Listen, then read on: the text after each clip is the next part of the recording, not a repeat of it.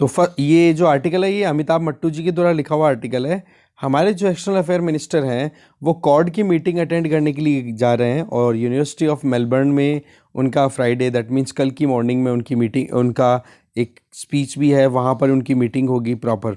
तो मुद्दा क्या आ रहा है कि इंडो पैसिफिक रीजन में जो एक इमरजेंस देखने को मिल रही है, चार कंट्रीज़ के बीच में एक कन्वर्जेंस देखने को मिल रही है, जिसमें इंडिया, यूएस, जापान और ऑस्ट्रेलिया, इनके बीच में।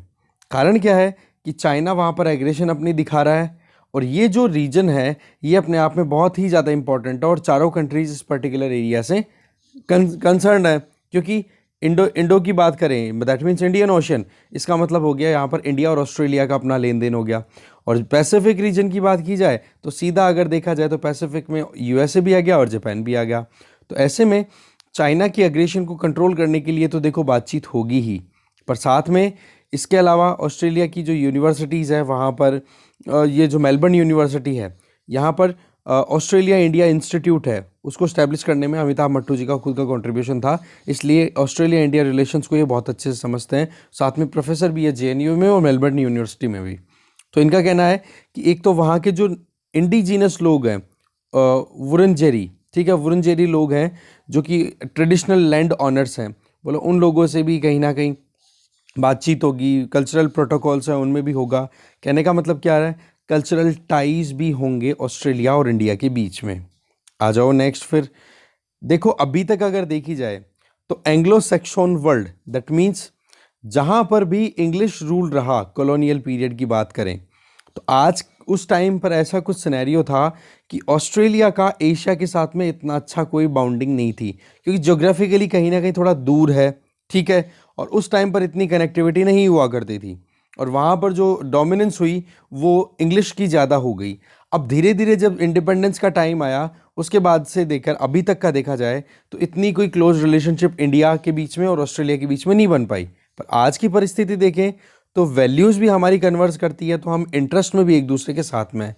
वैल्यूज़ मतलब कि हम भी एक डेमोक्रेटिक कंट्री हैं, freedom of speech and expression इनकी हम बात करते हैं, कॉन्स्टिट्यूशनल डेमोक्रेसी है इस तरीके से।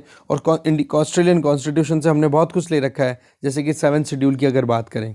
इसके अलावा अगर हम बात करें इंटरेस्ट की, आज के टाइम पे इंटरनेशनली स्ट्रेटेजिकली देखा जाए तो दोनों कंट्रीज़ एक पहलू पर है, अगर चाइना का एंगल देखा जाए तो ऐसे में पिछले दशक में कॉम्प्रिहेंसिव जो स्ट्रेटेजिक पार्टनरशिप थी उस पर बातचीत हो रही है पिछले दशक से लगातार, और उसी पे हम कहीं ना कहीं एक ही प्लेटफॉर्म पे खड़े हैं। और रिजल्ट क्या है, कॉर्ड का स्टैब्लिश होना, ठीक है।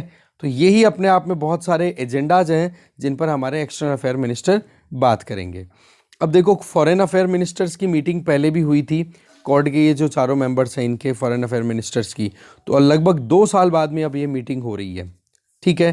पर ऑस्ट्रेलिया में जिस तरीके से एंगेजमेंट हमारी अभी बढ़ रही है वो पहले कभी सोची नहीं गई थी। एक टाइम था जिस टाइम पर ऑस्ट्रेलिया में ऐसे माहौल बना हुआ था कि ऑस्ट्रेलियंस हैं वो इंडियंस को बहुत ज़्यादा हेट करते हैं। इवन हमारे जो स्टूडेंट्स वहाँ जाते थे पढ़ने, ठीक है, उन पे अटैक हुआ करते थे, बहुत सारी न्यूज़ आती थी, 2010 के आसपास की बात है, ठीक है। तो वो जो टाइम था उस टाइम पर एक हेट वाला सिनेरियो था।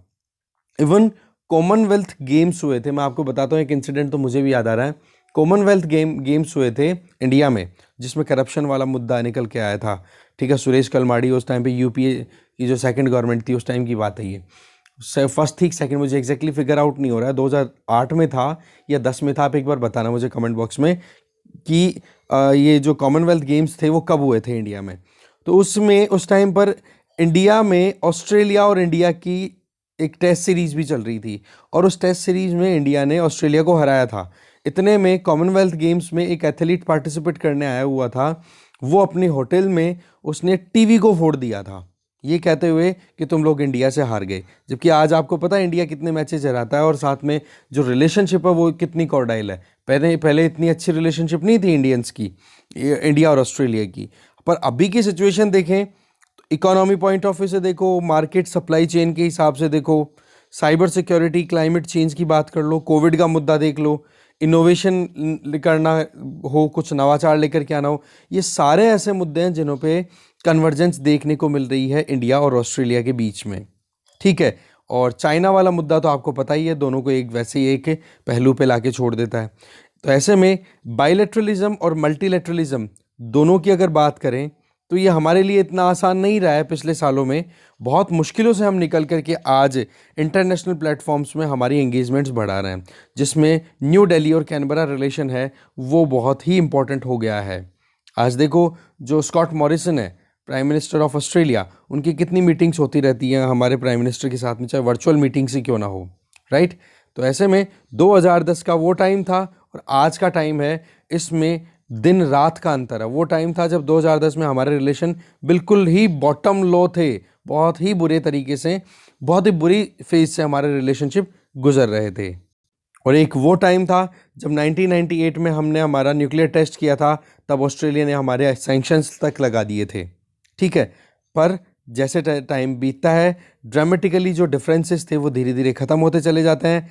आज अगर देखें, इंडियन डायस्पोरा बहुत ज़्यादा हो गया है, मतलब हमारे लोग जो इंडिया छोड़ करके ऑस्ट्रेलिया में सेटल हो रहे हैं, उनके नंबर्स बहुत इंक्रीज़ हो चुके हैं। और उनमें भी सबसे ज़्यादा जो हैं वो है स्किल्ड माइग्रेंट्स, दैट मीन्स जिनके पास में टेक्निकल नो हाउ है, जो मेडिकल प्रोफेशनल्स हैं, वो जा कर के वहाँ पे सेटल हो रहे हैं, जो कि ऑस्ट्रेलियन इकोनॉमी को बहुत ज़्यादा सपोर्ट दे रहे हैं। इसके अलावा स्टूडेंट्स हैं, पढ़ने के लिए भी जाते हैं हमारे यहाँ से, और टूरिस्ट भी ऑस्ट्रेलिया की तरफ बहुत जा रहे हैं।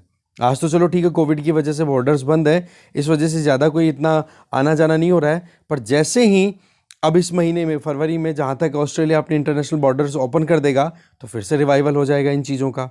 तो मुद्दा क्या है कि दोनों की रिलेशनशिप बहुत ज़्यादा अभी इंक्रीज हो रही है, अगर हम पिछले एक दशक पहले की परिस्थिति से आज को कंपेयर करें तो। पर फिर राइटर एक चीज़ बता रहे हैं कि अभी तक भी एक ब्रिज बनना बाकी है, दैट इज़ इकोनॉमिकल जो रिलेशनशिप है, इकोनॉमिकली हमारे बीच में ट्रेड की अगर बात करें, वो अभी भी वीक है। अभी भी इंडिया ऑस्ट्रेलिया अपने बिजनेस रिलेशनशिप को ज़्यादा राइज नहीं कर पा रहा है। तो इस केस में क्या करना चाहिए? दोनों कंट्रीज़ के बीच में एक एग्रीमेंट है, that is CECA, that is comprehensive economic cooperation agreement. बोलो, इस एग्रीमेंट को जल्दी से जल्दी कंप्लीट करना चाहिए दोनों को मिलके। वैसे तो देखा जाए ना, तो अर्ली हार्वेस्ट के लिए काम कर रहे हैं। अर्ली हार्वेस्ट का मतलब जो फ्री ट्रेड एग्रीमेंट्स होते हैं ना दो कंट्रीज़ के बीच में, उन फ्री ट्रेड एग्रीमेंट का ये शुरुआती फेज होता है, जिसमें कुछ गुड्स और सर्विसेज को मतलब मिनिमम टैरिफ पे या नियर अबाउट ज़ीरो टैरिफ के ऊपर ट्रेड किया जाता है, ठीक है। तो मिनिमल फ्री ट्रेड एग्रीमेंट होता है, मतलब फ्री ट्रेड एग्रीमेंट का एक इनिशियल स्टेज होता है। तो बोला, इसी तरीके से ये CECA है ना, इसको हमें जल्दी से जल्दी कंप्लीट कर लेना चाहिए, जिससे कि हमारे बीच में ट्रेड को हम इंक्रीज करें। इसके अलावा बायलैटरलिज्म की बात करें, दोनों कंट्रीज़ की बात करें, तो इस मुद्दे को हम कहीं ना कहीं ले गए हैं मल्टीलैटरलिज्म में। दैट मीन्स क्वाड में आज अगर देखें तो क्वाड की मीटिंग अटेंड करने के लिए हमारे फॉरेन अफेयर मिनिस्टर गए हैं। अब क्वाड तो देखो मेन फोकस किस पे करता है? बीजिंग पे। तो इस केस में अब चाइना वाली जो अपनी जो एग्रेशन दिखा रहा है चाइना, उसी पे तो हम कहीं ना कहीं फोकस्ड हैं, अगर क्वाड की पर्टिकुलर बात करें, ठीक है। कि जिस तरीके साउथ चाइना सी वाले एरिया में या ईस्ट चाइना सी में, या फिर इधर साउथ ईस्ट एशिया में अपनी एग्रेशन दिखाना, राइट। और इधर देख लो जो वेस्टर्न पैसिफिक रीजन है, जहाँ पर जो माइक्रोनेशिया, पॉलिनेशिया वाले जो छोटे मोटे कंट्रीज़ है, वहाँ पर अपनी पकड़ बनाने की कोशिश कर रहा है, जहाँ पर ऑस्ट्रेलिया ट्रेडिशनली अपनी पकड़ बना के रखता है। तो उस केस में चाइना को लेकर के इंडिया, हमारे ईस्टर्न लद्दाख में आपको पता है कॉन्फ्लिक्ट चल रहा है। पर्ल ऑफ स्ट्रिंग की बात, स्ट्रिंग ऑफ पर्ल्स की बात कर लो, जो हमारे चारों तरफ बड़े बड़े पोर्ट्स डेवलप कर रहा है चाइना हमें काउंटर करने के लिए। पाकिस्तान के साथ में जुगलबंदी देखो, तो ये सारी चीज़ें क्या कर रही है?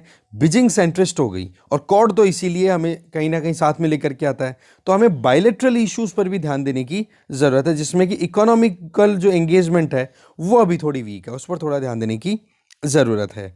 इसके अलावा चाइना ने जिस तरीके से अपनी एग्रेशन बढ़ाई है, तब से देखो ऑस्ट्रेलिया और इंडिया ने अपनी तरफ से एक मानस तो बना लिया कि हम जो हैं वो चाइना के साथ में अब इकोनॉमिकल एंगेजमेंट्स को रिड्यूस करेंगे। पर सच बात तो ये है कि ना तो ऑस्ट्रेलिया रिड्यूस कर पा रहा है चाइना पे डिपेंडेंस, और ना ही इंडिया कर पा रहा है, क्योंकि ऑस्ट्रेलिया जो है वो बहुत सारा रॉ मटेरियल एक्सपोर्ट करता है चाइना को, और दूसरी तरफ चाइना से जो फिनिश्ड गुड्स हैं वो सस्ते रेट के ऊपर ऑस्ट्रेलिया में भी बहुत आते हैं। एग्जैक्टली वही चीज़ इंडिया के साथ में हो रही है। तो हमें कहीं ना कहीं चाइना को अवॉइड करने के लिए अपनी जो एंगेजमेंट्स है उसको ब्रॉडर करने की ज़रूरत है। ऑस्ट्रेलिया, जापान, इंडिया तीनों चाहते हैं, पर वही चीज़ है कि सप्लाई चेन रेजिलियंस की अगर बात करें कि वाकई में ग्लोबल सप्लाई चेन में जो इम्पोर्टेंट एक्सपोर्टर का काम करता है वो अभी चाइना को रिप्लेस करने में अभी तक इन तीनों कंट्रीज़ में से कोई भी आगे नहीं निकल रहा है। इसी चीज़ को लेकर के यूएसए भी टेंशन में है। यूएसए भी तो ट्रेड डेफिसिट और जो चाइना के साथ में ट्रेड रिलेशंस है उसी को लेकर के तो टेंशन में चलता है। इसके आगे अगर देखें तो ये जो सप्लाई चेन रेजिलियंस इनिशिएटिव है SCRI, इसको बूस्ट करने की ज़रूरत है इन कंट्रीज़ के द्वारा। तो ये 3 कंट्रीज़ हैं, तीनों सितंबर 2021 में मिले भी, उन्होंने एक मैकेनिज्म भी तैयार किया, 3 कंट्रीज ऑस्ट्रेलिया, इंडिया और जापान, कि हमें ट्रेड डाइवर्सिफिकेशन पे ध्यान देना है, चाइना के मार्केट पे डिपेंडेंसी हमें रिड्यूस करनी है। तो देखो SCRI जो कि अभी तक भी सक्सेसफुल इंप्लीमेंट नहीं हो रहा है, इस SCRI पे काम करना होगा। ठीक है, तो क्वेश्चन आ जाए SCRI रिसेंटली न्यूज़ में था, तो इंडिया, ऑस्ट्रेलिया, जापान, ठीक है, चाइना पे ट्रेड या फिर इकोनॉमिकली जो डिपेंडेंसी है उसको रिड्यूस करना, ट्रेड डाइवर्सिफिकेशन के लिए तीनों कंट्रीज के बीच का एक एग्रीमेंट है। अब आ जाओ क्वाड की बात करें तो क्वाड तो देखो इंडो पैसिफिक स्टेबिलिटी की बात करता है। इस रीजन में पीसफुल कोएग्जिस्टेंस इंश्योर हो, इंटरनेशनल जो कम्युनिकेशन है वो इजीली हो पाए, ठीक है। पर अभी मुद्दा जिस तरीके से यूक्रेन में फंसा पड़ा है, आज के टाइम पे यूक्रेन में फंसा पड़ा है, तो वहाँ पर अब कन्वर्जेंस देखने को मिल रही है सी जिनपिंग और पुतिन के बीच में।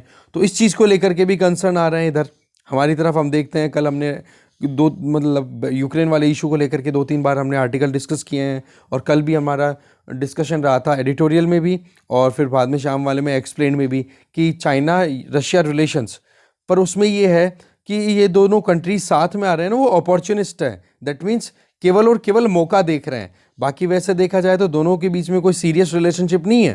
किसके?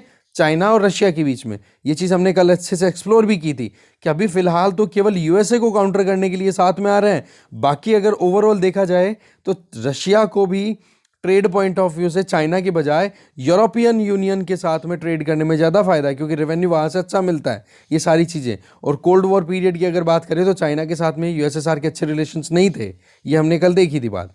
तो पॉइंट क्या रहा भाई अभी, कि देखो ये बात ठीक है कि ज्योग्राफिकली हम देखें तो ऑस्ट्रेलिया हमसे दूर है, ठीक है, बट अगर हम हमारी खुद की इमेजिनेशन को अगर यूं करें कि आने वाले टाइम पे हमें किस किस के साथ में कनेक्टिविटी लेकर के आनी है, क्योंकि आज के टाइम की परिस्थितियां देखें तो टेक्नोलॉजी बहुत ज़्यादा हाई हो चुकी है, तो उस केस में हमारी और ऑस्ट्रेलिया की जो वल्नरेबिलिटीज़ हैं, या फिर जो कन्वर्जेंस है, या जो लाइक माइंडेडनेस है, या जो वैल्यूज़ हैं, या जो इंटरेस्ट है, वो मैच करते हैं। तो इस केस में हमें क्वाड में जो अभी हमारी समिट में हमारे जो एक्सटर्नल अफेयर मिनिस्टर गए हैं, उनको बायलैटरल टाइज को भी और ज़्यादा इंक्रीज करने की ज़रूरत है। और जो इकोनॉमिकल ट्रेड वाला जो सेगमेंट है ना, उसके लिए हमें और ज़्यादा ध्यान रखने की ज़रूरत है, जिसमें एक तो क्या हो गया, supply chain resilience initiative SCRI, इसको रिवाइवल मिले प्रॉपर, और एक ये जो CEC है, that means comprehensive economic cooperation agreement, इन दोनों पर फोकस करने की ज़रूरत है। बाकी स्ट्रेटेजिकली सिक्योरिटी वाइज क्वाड अपने आप में काम कर ही रहा है, ठीक है। तो ये था इंडिया ऑस्ट्रेलिया रिलेशन में पीछे क्या था, अभी आगे क्या है, आगे चलते हैं। नेक्स्ट